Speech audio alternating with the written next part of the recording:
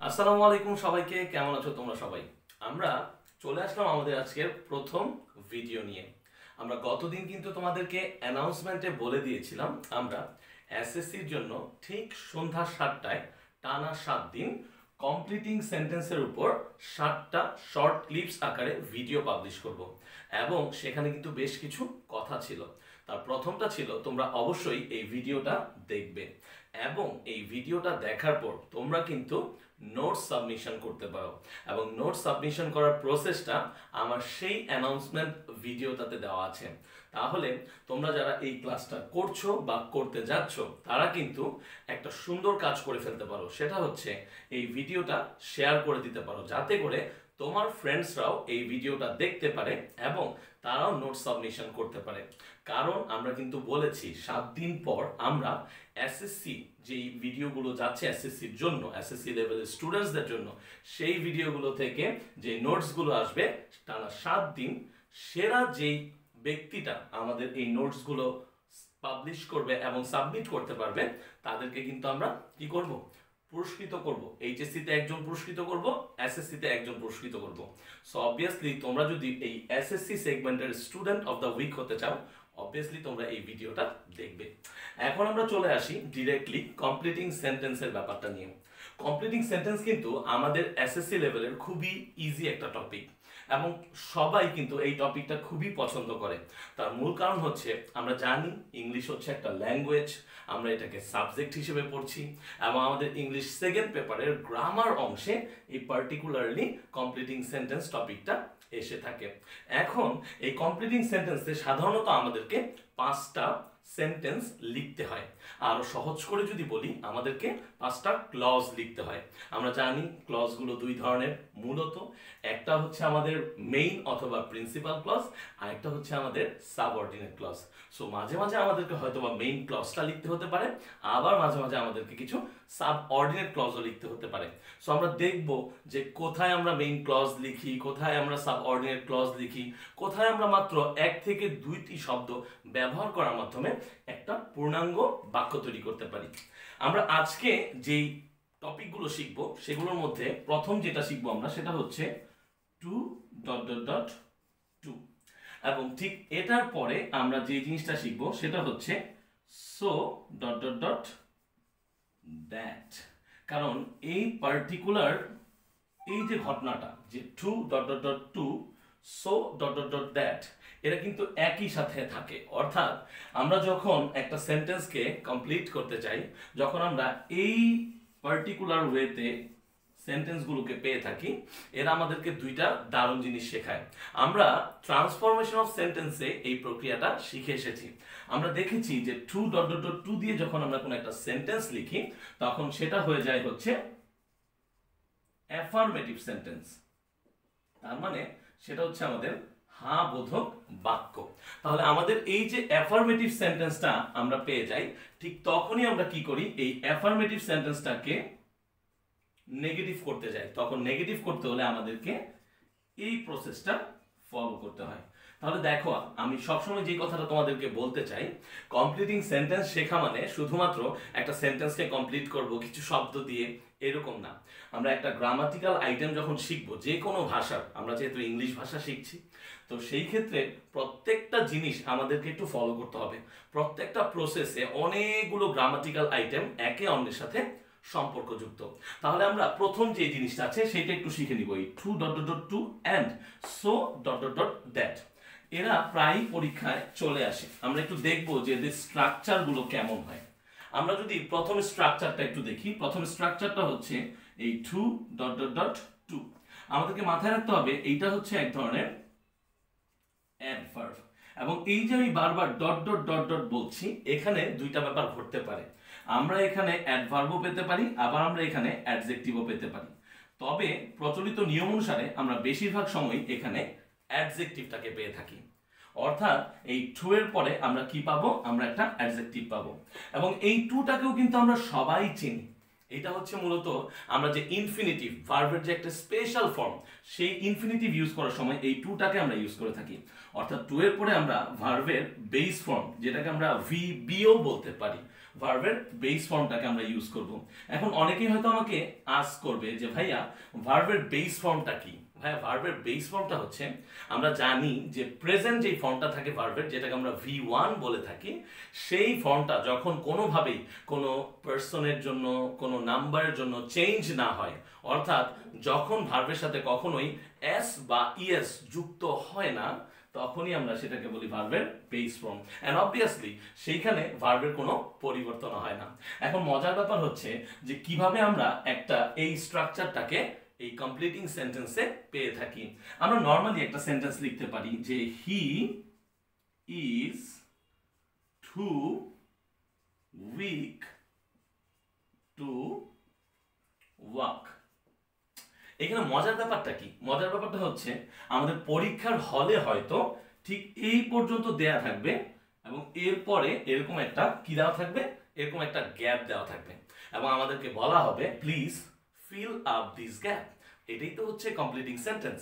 এখন মজার ব্যাপারটা হচ্ছে আমরা যদি স্ট্রাকচারটা চিনি, আমরা যদি স্ট্রাকচারটাকে জানি, তাহলে কিন্তু আমাদেরকে আর কোনো প্রবলেমে পড়তে হবে না। এখানে স্ট্রাকচারটা খুবই ইজি। আমরা দেখতে পাচ্ছি এখানে একটা সাবজেক্ট আছে প্রোনাউন হিসেবে, এখানে একটা ভার্ব আছে এবং তারপর আমরা দেখতে পাচ্ছি অ্যাডভার্বটা এবং তারপর হচ্ছে আমাদের অ্যাডজেক্টিভটা। তাহলে অলরেডি কিন্তু আমরা এই যে ফ্লোটা, এই যে স্ট্রাকচারের ফ্লোটা, এটার কাছাকাছি চলে এসেছি। ম্যান্ডেটরি আমাদের তো অবভিয়াসলি একটা সাবজেক্টের একটা ভার্ব লাগবেই। এখন যেটা হয়েছে, এই যে আমাদের টু উইক, তারপরে আমাদেরকে একটা গ্যাপ দিয়ে দেওয়া হয়, যেটা অলরেডি আমি ফিল আপ করে দিয়েছি, টু ওয়াক। এখানে যে প্রবলেমটা হয় সেটা হলো যে আমরা অনেক সময় সামঞ্জস্য রাখতে পারি না। কেমন সামঞ্জস্য রাখতে পারি না? কমপ্লিটিং সেন্টেন্স মানে শুধু স্ট্রাকচার বা রুল আমি জানি, লিখে দিব, সেরকম কোনো কিছু না। তার মানে হচ্ছে আমাকে এটাও খেয়াল রাখতে হবে যে কতটা সামঞ্জস্যপূর্ণ আমি লিখতে পারছি। তো সেই ক্ষেত্রে আমি যখন উইক একটা অ্যাডজেক্টিভ, যার মানে হচ্ছে দুর্বল বলছি, তাহলে সেই ক্ষেত্রে যদি বলি he is too weak to sleep, তাহলে নিশ্চয়ই ঘটনাটা মিলছে না। অর্থাৎ সে এতটাই দুর্বল যে সে ঘুমাতে পারছে না। অর্থাৎ আমি যদি এখানে লিখতাম টু স্লিপ, তাহলে নিশ্চয়ই এই কথাটা সামঞ্জস্যপূর্ণ হতো না। কারণ যখন আমরা দুর্বল হয়ে যাই, আমাদের শরীর কিন্তু বিশ্রাম চায়। তো সেই ক্ষেত্রে এই সামঞ্জস্যতা রাখাটা খুবই জরুরি। তাহলে এই টু স্লিপটা আমরা লিখবো না, যদিও স্ট্রাকচারালি এটা সঠিক, কারণ আমরা এরপরে ভার্বের বেস ফর্মটাই লিখেছি। তারপরও আমাদের যে অর্থের সামঞ্জস্য যখন থাকবে না, তখন কিন্তু এই সেন্টেন্সটা পরিপূর্ণভাবে আমরা সঠিক বলতে পারবো না। তাহলে এই দুইটা জিনিস যারা মনে রাখতে পারবো, এই স্ট্রাকচারটাকে যারা মনে রাখতে পারবো, তারা কিন্তু আর পার্টিকুলারলি এই সাবজেক্টটা লেখার সময়, আলটিমেটলি এই সেন্টেন্সটাকে কমপ্লিট করার সময় আমাদের ভুল হবে না। এবং এই ক্ষেত্রে আমাদের কিন্তু এই ইনফিনিটিভটাকে ইউজ করতে হয়েছে। তার মানে এই যে আমাদের টু প্লাস ভিভি ছিল, এই ইনফিনিটিভটাকেই আমরা ইউজ করেছি, অর্থাৎ ভার্বের এই যে বিশেষ ফর্মটাকে। এখন কথা হচ্ছে, আমরা তো এই too dot dot dot to এর সাথে একটা কি করেছিলাম, একটা মিল দেখিয়েছিলাম। অর্থাৎ আরো একটা প্রকারে এই একই ধরনের সেন্টেন্সের টাইপে আমরা কি পেয়ে থাকি, কমপ্লিটিং সেন্টেন্সে কিছু গ্যাপ ফিলিং পেয়ে থাকি। এখন এই সেন্টেন্সটা বেসিকলি কোনো প্রকার নেগেটিভ ওয়ার্ডস ক্যারি করে না। যেহেতু কোনো নেগেটিভ ওয়ার্ডস ক্যারি করে না, তাই এটা অবভিয়াসলি একটা অ্যাফার্মেটিভ সেন্টেন্স। এখন আমরা ঠিক এইটার যদি ট্রান্সফরমেশন অফ সেন্টেন্সটা দেখি, তাহলে কিন্তু আমরা বুঝতে পারবো যে কি ধরনের রুলস আমরা পেতে যাচ্ছি। তাহলে আমরা ট্রান্সফরমেশনের নিয়ম অনুসারে এটাকে যখন নেগেটিভ করতে যাব, তখন আমাদের মাথায় রাখতে হবে এই too dot dot dot to দিয়ে যখন আমরা অ্যাফার্মেটিভ সেন্টেন্স লিখি, তার নেগেটিভ সেন্টেন্সটা হয়ে যায় so dot dot dot that দিয়ে। এবং এই ক্ষেত্রে ভার্বের ফর্মটা জানা থাকা খুবই জরুরি। কেন? তার মূল কারণ হচ্ছে যখনই আমরা সো ডট ডট ডট দ্যাটটাকে ইউজ করব, তখন একটা জিনিস আমাদের মাথায় থাকবে যে আমাদের এই যে ভার্বটা আছে, এটা যদি প্রেজেন্ট হয় তাহলে মোডাল ভার্বটা একরকম হবে, যদি এটা পাস্ট হয় তাহলে মোডাল ভার্বটা আরেক রকম হবে। তাহলে আগে একটু দেখি এটা যেহেতু present form of the be verb am is are, সেই ক্ষেত্রে কেমন হয়। তাহলে নেগেটিভ আমরা যখন লিখবো যে he is so weak that he can not walk. এখন যখন আমি এই সেন্টেন্সটা লিখছি, অনেকেই হয়তো এই জিনিসটা বুঝতে পারছি না যে অ্যাকচুয়ালি এই সেন্টেন্সটা আমরা কি বোঝাতে চাচ্ছি, বা আমাদের এই সেন্টেন্সটা দিয়ে আমাদের কি ধরনের মিনিং আমরা প্রকাশ করতে চাচ্ছি। সো বেসিকলি একটু খেয়াল করি, আমরা যখন বলছি he is too weak to walk, তার মানে সে এতটাই অসুস্থ যে, বা এতটাই দুর্বল যে সে হাঁটতে পারছে না। আবার যখন আমি এটা নেগেটিভ বলছি, he is so weak that he cannot walk, তার মানে হচ্ছে সেও এতটাই দুর্বল যে সে হাঁটতে সক্ষম না। এই যে ক্যান শব্দটা, এটা কি সামর্থ্য বোঝানোর জন্য এই মোডাল ভার্ব হিসেবে এটাকে ইউজ করা হয়। এখন আসি আমাদের স্ট্রাকচারটায়। স্ট্রাকচারটা হচ্ছে so dot dot dot that, এবং এই ডট ডট ডটে কিন্তু একটা কি বসবে, একটা অ্যাডজেক্টিভ বসবে। তাহলে এইটুকু আমরা জানলাম, এটা আমাদের সবারই জানা আছে, এটা খুবই বেসিক একটা রুল। তারপরে যে জিনিসটা আছে যে আমাদেরকে আবার একটা কি করতে হবে, এই সেম সাবজেক্টটাকে ব্যবহার করতে হবে, কারণ আমরা তো তাকেই কি করছি, আমরা কিন্তু তাকেই এইখানে আলটিমেটলি তুলে ধরছি। সো সেই ক্ষেত্রে আমরা এই হিটা ইউজ করলাম। এখন অনেক ক্ষেত্রে আসে যে কেন ক্যান নট লিখলেন ভাইয়া, কেন আমরা ক্যান নট লিখলাম? ক্যান তো হচ্ছে একটা মোডাল ভার্ব, আর নট দিয়ে আমরা বোঝাচ্ছি কি, সক্ষম না, বা কোনো কিছু করতে যখন না বোধক কিছু চলে আসে তখন আমরা নট ইউজ করি। এখন মজার ব্যাপারটা হচ্ছে এইখানেই, যে আমরা যখন এখানে বলছি যে সে করতে পারছে না, যখন আমরা বলছি পারছে না, তাহলে অবশ্যই নেগেটিভ ওয়ার্ড তো ইউজ করতে হবেই। এখন যে জিনিসটা হয়, আমরা তো জানি যে ট্রান্সফরমেশনে অ্যাফার্মেটিভ থেকে নেগেটিভে এটা হয়, তাহলে পরীক্ষার হলে কিভাবে আসে?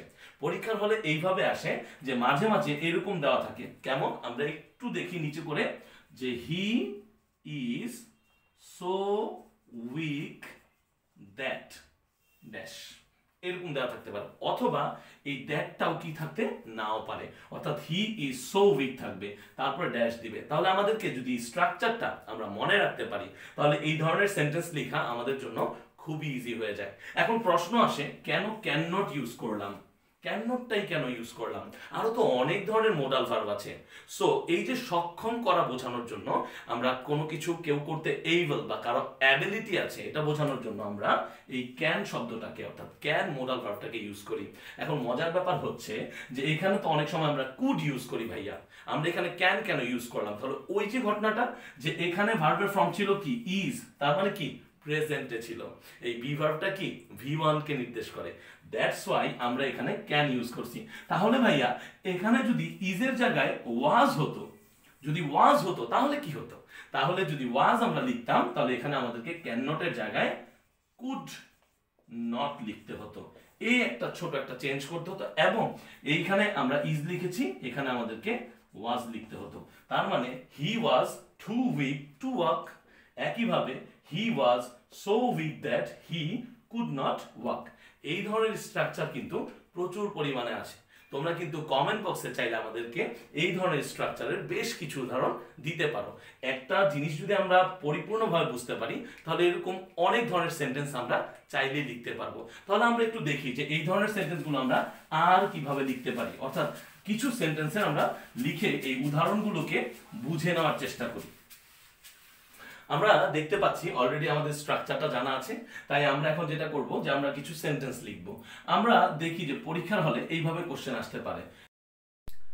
আমরা কিছু সেন্টেন্স এখন দেখতে পাচ্ছি, এই সেন্টেন্সগুলো আমরা এখন দেখব যে আমরা যে স্ট্রাকচারগুলো শিখলাম, এই স্ট্রাকচারগুলো অনুসারে আমরা এই যে সেন্টেন্সগুলো আছে এই সেন্টেন্সগুলোকে সঠিকভাবে কি করতে পারি কিনা, এই যে গ্যাপসগুলো এগুলোকে ফিল আপ করতে পারি কিনা।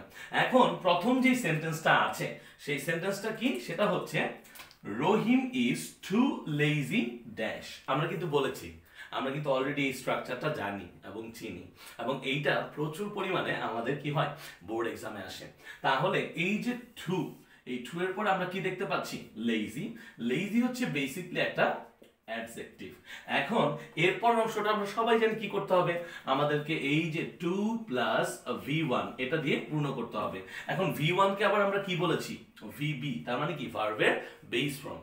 এটা হচ্ছে জাস্ট তোমাকে মনে রাখানোর জন্য, অর্থাৎ তুমি যখন এই জিনিসটা দেখছো তোমাকে মনে রাখতে হবে এখানে ইনফিনিটিভের ইউজটা হবে। এখন মজার ব্যাপার হচ্ছে আমরা কি করব, আমাদেরকে তো একটা পূর্ণাঙ্গ বাক্যে এটাকে পরিণত করতে হবে এবং সামঞ্জস্যপূর্ণ অর্থ সেখানে মেনটেন করতে হবে।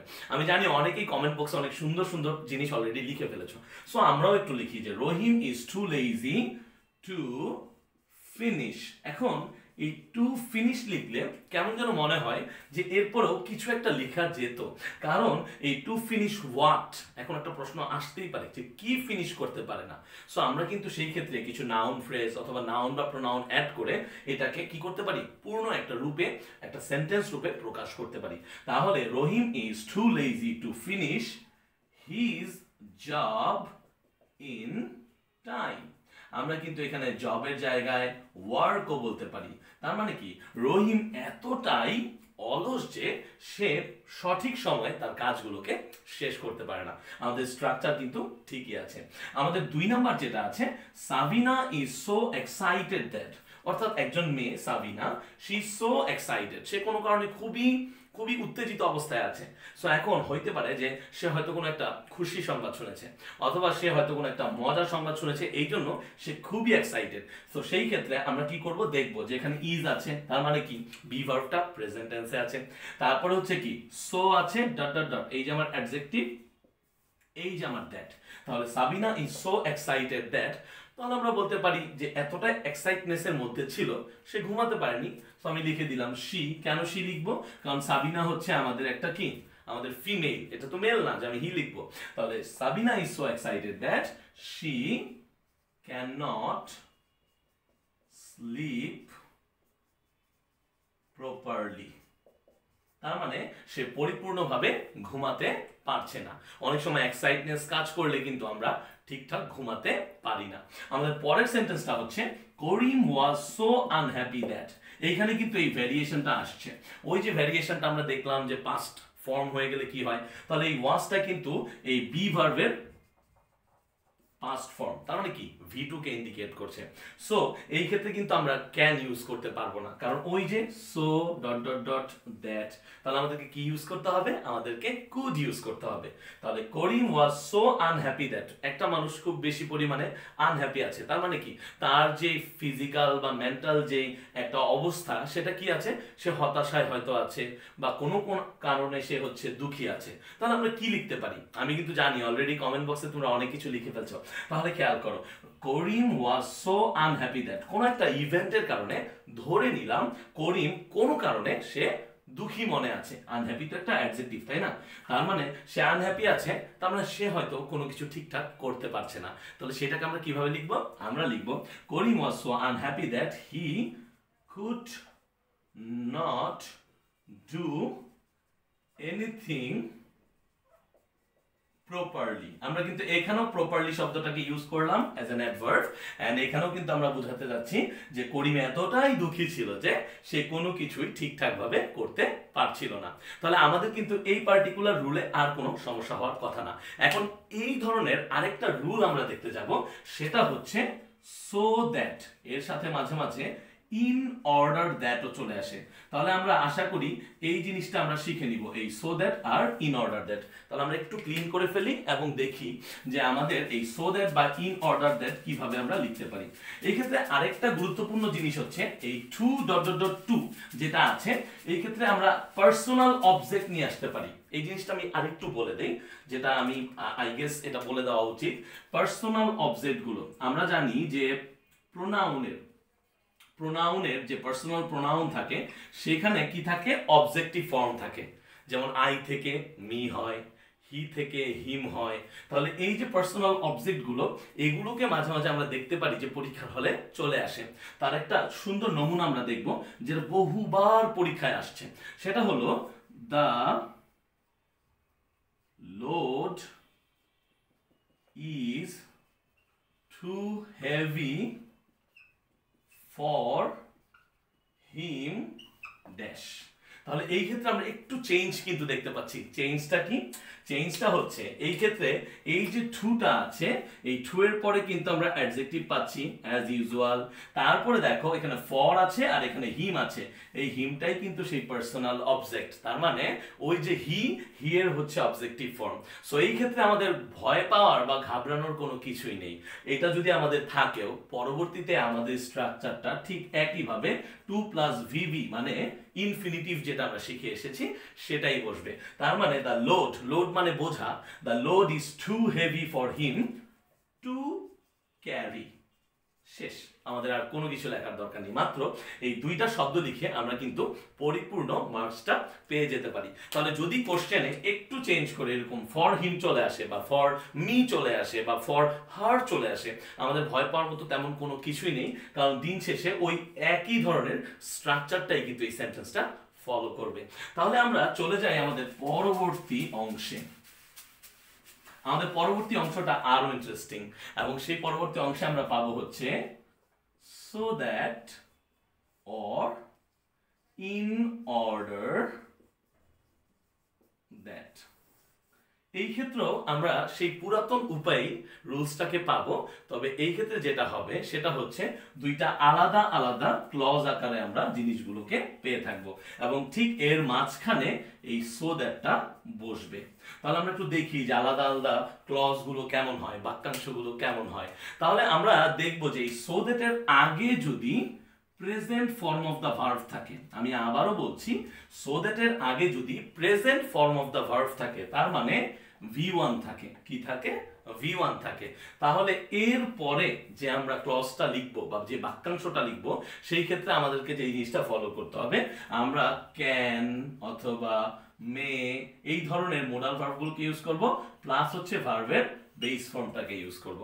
তাহলে আমাদের জন্য খুব ইজি হয়ে গেল যে আমাদের সো দ্যাটের আগে ভার্বের প্রেজেন্ট ফর্ম আছে, আমাদেরকে মনে রাখতে হবে সাবজেক্ট থাকতেই হবে, যেহেতু আমরা সেন্টেন্স লিখছি আমাদের একটা ভার্ব তো থাকতেই হবে, ভার্ব ছাড়া তো আমরা সেন্টেন্স লিখতে পারবো না। সো সেই ক্ষেত্রে সেই ভার্বটা আমাদের খুঁজতে হবে, সেই ভার্বটা যদি আমরা বুঝে ফেলতে পারি তাহলে কিন্তু আর আমাদের প্রবলেম থাকে না।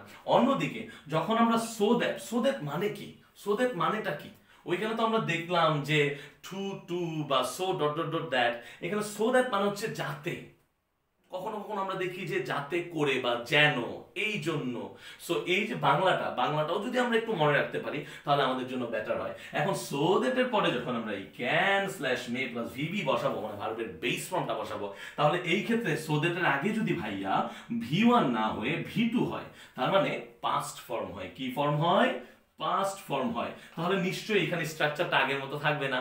সো সেই ক্ষেত্রে স্ট্রাকচারটা স্লাইটলি চেঞ্জ হয়ে যেটা হবে সেটা হচ্ছে ক্যান আর মে না বসে কুড অথবা মাইট আমরা বসাবো, এবং তারপরে ভার্বের বেস ফর্ম বসাবো, এবং অ্যাজ ইউজুয়াল এক্সটেনশন হিসেবে কিছু নাউন, প্রোনাউন, নাউন ফ্রেজ এগুলো তো আমরা বসাবোই। তাহলে আলটিমেটলি এই দুইটা ক্লজে আমরা কি পাচ্ছি? আলটিমেটলি এই দুইটা ক্লজে আমরা পেয়ে যাচ্ছি হচ্ছে খুব সুন্দর করে এই সো দ্যাটের ব্যবহারটা। তাহলে আমরা কিছু উদাহরণ দেখি, কিছু এক্সাম্পল দেখি, কিছু এক্সাম্পল আমাদেরকে দেখতে হবে, কারণ আমরা যদি এক্সাম্পল গুলো দেখি তাহলে আমরা ইজিলি বুঝতে পারবো যে পরীক্ষার হলে কেমন করে আসছে। তাহলে আমরা প্রথম যে এক্সাম্পলটা আছে আমরা লিখলাম, আমরা তো খাবার খাই, we have to take foods, right? খাবার না খেলে আমরা বেঁচে থাকতে পারবো না। সো আমি লিখলাম যে উই ইট ফুড, আমরা ফুড লিখলাম, উই ইট ফুড। তারপর আমরা লিখলাম সো দ্যাট ড্যাশ। তাহলে আমরা সবাই কি দেখতে পাচ্ছি? আমরা দেখতে পাচ্ছি আমরা লিখলাম we eat food so that. এখন আমরা কেন খাবার খাই এটা একটা কারণ, যদি আমরা সামঞ্জস্যপূর্ণ একটা বাক্যের অংশ লিখতে চাই, বাক্যাংশটাকে লিখতে চাই। আরেকটা ব্যাপার হচ্ছে এই ক্ষেত্রে আমাদের যেই কয়েকটা জিনিস দেখতে হতো সেটা আমরা একটু আগে দেখার চেষ্টা করি। এখানে ইট আছে, ইটটা ভার্বের কোন ফর্ম হিসেবে আছে?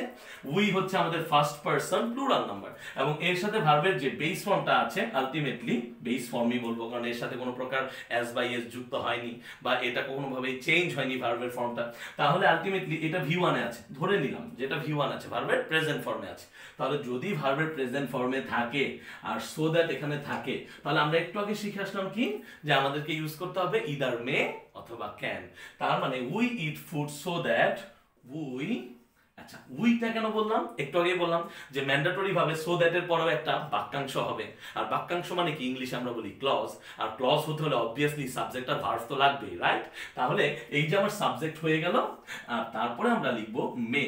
এখন মেয়ের জায়গায় তুমি চাইলে কেন লিখতে পারো, কোনো সমস্যা নেই, কিন্তু বাঁচা মরা তো আর আমাদের হাতে না। সো সেই ক্ষেত্রে ক্যানটা না একটু সামর্থ্য বোঝাতে আমরা ব্যবহার করি, এই জন্য আমরা ক্যানটা যদি এখানে ব্যবহার না করে মেটা ব্যবহার করি একটু বেশি অ্যাপ্রোপ্রিয়েট হয়। তাহলে we eat food so that we may live or we may survive. তাহলে দেখো স্ট্রাকচার অনুযায়ী লিভটা হচ্ছে এখানে ভার্বের বেস ফর্ম, অথবা সারভাইভটা হচ্ছে এখানে ভার্বের বেস ফর্ম, আর এই মেটা হচ্ছে ভার্বের কি একটা মোডাল ফর্ম। তাহলে খুব ইজিলি আমরা কিন্তু দেখে নিতে পারলাম যে খুব সুন্দর করে আমরা এই পার্টিকুলার জিনিসটা শিখে ফেলতে পারলাম যে সো দ্যাট থাকলে কি হয়। এখন এখানে সো দ্যাটের জায়গায় ইন অর্ডার দ্যাটও থাকতে পারতো, সেম লাইনটায় ইন অর্ডার দ্যাট। তাহলে আমাদের কি হতো? একই জিনিস হতো। আমাদের একই জিনিস হতো, কেমন? সেটা হচ্ছে যে এইখানে আমরা এই যা লিখেছি সেটাই আমরা লিখে দিতাম, তাহলে আমাদের উত্তরটা সঠিক হয়ে যেত। তাহলে সো দ্যাট আর ইন অর্ডার দ্যাটের ভিতরে তেমন কোনো পার্থক্য নেই, শুধুমাত্র কখনো কোনো পরীক্ষার হলে সো দ্যাট দিয়ে আসে, আবার কখনো কোনো পরীক্ষার হলে ইন অর্ডার দ্যাট দিয়ে আসে। এখন আসি, যদি আমাদের এই ভার্বের ফর্মটা V1 না হয়ে V2 হয়, সেইটা একটু খেয়াল করি। তাহলে আমরা লিখলাম যে কোন একজন ব্যক্তি, হি দিয়ে বললাম আমরা, হি এর পরে আমরা বললাম went, W-E-N-T, he went to the market, আমরা লিখলাম he went to the market। এরপর আমরা লিখলাম so that, কারণ পরীক্ষা হলে ঠিক এভাবেই থাকবে। তাহলে he went to the market so that dash, এরকম একটা পরিস্থিতি আমাদের সামনে আছে। তাহলে আমরা এইটাকে কিভাবে হ্যান্ডেল করব? এটাকে খুব ইজিলি আমরা হ্যান্ডেল করতে পারি। কিভাবে? সেটা হচ্ছে আমরা দেখবো যে সো দ্যাট এখানে আছে, তাহলে আমরা একটা ক্লু পেয়েছি যে আমাদের কি করতে হবে। এরপরে দেখবো যে সো দ্যাট এর আগে কোন ভার্বটা আছে, কারণ অবভিয়াসলি যখন একটা সেন্টেন্সের অংশ মানে বাক্যাংশ লিখবো, সাবজেক্ট তো থাকবেই। তাহলে এই যে ওয়েন্ট, এই ওয়েন্টটা কি? এই ওয়েন্টটা ভার্বের পাস্ট ফর্ম, ভার্বের পাস্ট ফর্ম, তার মানে V2। আমরা কিভাবে বুঝলাম সেটা? কনজুগেশন অফ ভার্ব খুব ভালো করে পড়তে হবে। তার মানে কি, ভার্বের যে রূপান্তরগুলো, completing sentence, right form of verbs, এগুলো শিখতে হলে অবভিয়াসলি ভার্বের রূপান্তর খুব ভালো করে জানতে হবে। তাহলে এই ক্ষেত্রে আমরা দেখতে পারি কি, আমরা দেখতে পারি এই যে ওয়েন্টটা, এটা কোথা থেকে এসেছে? এটা এসেছে এখান থেকে। আমরা যদি বলি গো, ওয়েন্ট, গন, অর্থাৎ এই গনটা হচ্ছে ভার্বের পাস্ট পার্টিসিপল ফর্ম। তাহলে এখানে যেহেতু V2 আছে, আমরা একটু আগে কি দেখেছি যে এখানে আমরা কি বসাতে পারবো? আমরা কুড বসাতে পারবো, অথবা আরেকটা কি, মাইট। তাহলে অলরেডি তোমরা কমেন্ট সেকশনে লিখে দাও যে তোমরা কি লিখতে পারো, তোমরা এখানে কি বলতে পারো। তাহলে আমরা লিখতে পারি যে he went to the market so that, মার্কেটে গেছে কোনো একটা কারণে তো গেছে, কোনো একটা উদ্দেশ্যে গেছে, যাতে করে সে কিছু একটা কিনতে গিয়েছে, রাইট? কেনাকাটা করতে গেল। তাহলে he went to the market so that he could buy something, that is it। তাহলে আমরা বুঝতে পারলাম এই যে এখানে could আছে, could আছে মোডাল ভার্ব, এবং এখানে buy আছে, বাইটা হচ্ছে আমাদের ভার্বের বেস ফর্ম মানে মেইন ভার্বটা। তাহলে আমাদের সেন্টেন্সের স্ট্রাকচারটাও ঠিক থাকলো, এবং আলটিমেটলি সামঞ্জস্যপূর্ণ অর্থবহ বাক্য লেখার কারণে এখানে আমরা ফুল মার্কস পেয়ে যাব। তাহলে এইভাবে করে সো দ্যাট বা ইন অর্ডার দ্যাট দিয়ে আমাদের কি আসতে পারে? এই সেন্টেন্সগুলো আসতে পারে। এইগুলো যদি আমরা খুব সুন্দর করে মনে রাখতে পারি, তাহলে কিন্তু পরীক্ষার হলে এই দুইটা টাইপ থেকে একটা টাইপ প্রতি বছরই ঘুরে ফিরে কোনো না কোনো বোর্ড কোশ্চেনে চলেই আসে। তাহলে আমরা আরো একটা টাইপ আজকে শিখবো, আমরা কিন্তু এখনই যাচ্ছি না, আমাদের লাস্ট যে টাইপটা আমরা আজকে শিখতে যাচ্ছি, এইটাও পরীক্ষায় প্রচুর পরিমাণে আসে, এবং এটা থেকে পরীক্ষায় আসার কারণে এটা আমরা রাইট ফর্ম অফ ভার্বসও খুব বেশি পেয়ে থাকি, এবং এইটাকে সবাই খুব মানে এনজয় করে। এই পার্টিকুলার স্ট্রাকচারটা, এই পার্টিকুলার স্ট্রাকচারটা আমি লেখার সাথে সাথে এখন তোমরা সবাই বুঝে ফেলবে যে কি হবে। সেটা হচ্ছে as if slash as though। হ্যাঁ, আমি জানি অলরেডি কমেন্ট বক্সে তোমরা লিখে ফেলছো যে ভাই as if বা as though কি হতে পারে। তাহলে আলটিমেটলি একটু জিনিস খেয়াল করো, এই যে as if অথবা এই যে as though, দুইটা একই জিনিস, দুইটা একই জিনিস। এদের বাংলা অর্থটা হচ্ছে যেন, যেন। এখন কখন আমরা as if বা as though টাকে ব্যবহার করি, এইটা বোঝার একটু চেষ্টা করতে হবে। আমরা সবাই স্ট্রাকচারটা জানি, আমরা সবাই জানি কিভাবে এগুলোকে ব্যবহার করতে হয়, কিন্তু একটু আমরা যদি পেছনে ফেরত যাই, তাহলে মাথায় মনে রাখতে হবে যে অবাস্তব কোনো পরিকল্পনাকে যখন আমরা কোনো একটা বাক্যের মাধ্যমে বোঝানোর চেষ্টা করি, তখন আমরা এই as if অথবা as though কে ইউজ করি। এই কথাটা সবার মাথায় রাখতে হবে যে অবাস্তব কোন একটা পরিকল্পনাকে বোঝানোর জন্য আমরা যখন কোন একটা বাক্য ইউজ করি, তখন এই as if বা as though টাকে ইউজ করি। আরো সহজ করে দেই, আমরা অনেক সময় বন্ধু বান্ধবরা একই সাথে বসে কথা বলছি, এই ক্ষেত্রে অনেক বন্ধু বান্ধবকে আমরা দেখতে পাই যে সে এমন কিছু বলছে যেটা আমরা জানি যে তার আয়ত্তে নেই বা সে এটা করতে সক্ষম না, কিন্তু সে নিজেকে এমন ভাবে উপস্থাপন করছে যেন সে, এই যে আমি বললাম যেন সে, তার মানে কি এই যে as if টাকে আমরা ইউজ করি। তাহলে দেখো এই কমপ্লিটিং সেন্টেন্স, এটা তো ল্যাঙ্গুয়েজ, রাইট? সো ইংলিশ ল্যাঙ্গুয়েজের ক্ষেত্রে আমরা জানি যে কি থাকে, বাংলা তো একটা ল্যাঙ্গুয়েজ, আমাদের মাতৃভাষা, নেটিভ ল্যাঙ্গুয়েজ। সো ইংলিশ ল্যাঙ্গুয়েজের ক্ষেত্রে আমরা একই ধরনের এক্সপ্রেশন ইউজ করি, শুধু আমাদের ওয়ার্ডস গুলো, টেন্স গুলো বাংলায় আমরা বলছি অতীতকাল, ইংলিশে পাস্ট টেন্স। সো ব্যবহারগুলো বুঝতে হবে যে ব্যবহারগুলো কেন, কিভাবে হচ্ছে। তারপর যদি স্ট্রাকচার জানি, তাহলে আর কোনোভাবেই আমাদেরকে আটকানো যাবে না, আমরা সঠিক উত্তরটা লিখেই আসবো। তাহলে এই যে কোনোভাবে অবাস্তব কোনো পরিকল্পনা বোঝানোর জন্য আমরা যখন জোর দিয়ে বলি as if বা as though কে, তখন কি ধরনের সেন্টেন্স স্ট্রাকচার দেখা যায়? খুবই সহজে দেখব, as if এর আগে যদি ভার্বের প্রেজেন্ট ফর্ম থাকে, কি ফর্ম থাকে? প্রেজেন্ট ফর্ম থাকে, তাহলে অ্যাজ ইফ এর পরে ভার্বের পাস্ট ফর্ম হয়, অর্থাৎ V2 হয়। এখানে আরেকটা গুরুত্বপূর্ণ ব্যাপার আছে, আমি স্ল্যাশ দিয়ে শুধু লিখবো, বাট এইটার ব্যাখ্যাটা একটু পরে করব। সেটা হচ্ছে ওয়ার। কেন ওয়ার লিখেছি এটা একটু পরে বলবো, তোমরা অলরেডি হয়তো অনেকে জানো, বাট একটু পরে বলবো। তারপরে অ্যাজ ইফ এর আগে যদি আমাদের ভার্বের পাস্ট ফর্ম থাকে, তাহলে এরপরে যেটা হয় সেটা হচ্ছে হ্যাড প্লাস V3। এইটুকু স্ট্রাকচার আমাদের মনে রাখতে হবে, মুখস্থ করার কিছুই নেই, এই স্ট্রাকচারগুলো আমাদের খুবই পরিচিত স্ট্রাকচার। এখন মজার ব্যাপারটা কি, এই অ্যাজ ইফ, অ্যাজ দো এগুলো দিয়ে যখন আমরা সেন্টেন্স লিখি, এগুলো অবভিয়াসলি কমপ্লেক্স সেন্টেন্স হয়। আমরা জানি যে স্ট্রাকচারাল সেন্টেন্স তিন ধরনের, একটা হচ্ছে সিম্পল, একটা হচ্ছে কমপ্লেক্স, আর একটা হচ্ছে কম্পাউন্ড।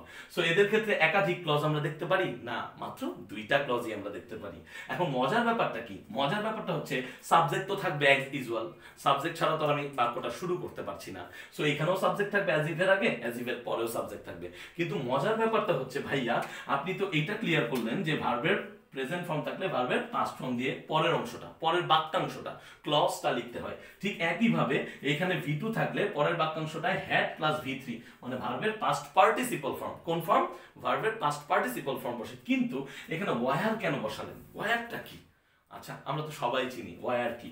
আমরা যদি বি ভার্বের ক্লাসিফিকেশন করি, আমরা দেখতে পাবো যে V2 মানে ভার্বের পাস্ট ফর্মে আমরা ওয়াজ আর ওয়ার পাই। ওয়াজটা আমরা ইউজ করি সিঙ্গুলার সাবজেক্টগুলোর সাথে, ওয়ারটাকে আমরা ইউজ করি হচ্ছে প্লুরাল সাবজেক্টগুলোর সাথে। তাহলে এইটুকু তো আমরা বুঝতে পারলাম। আচ্ছা, তাহলে এই ওয়ারটা ইউজ কেন করলাম ভাইয়া? এখানে যদি এমন কিছু থাকে যে সেটা সিঙ্গুলার কোনো কিছুকে বোঝাচ্ছে, তাহলে তো আমরা ওয়াজও ইউজ করতে পারতাম, ঠিক না?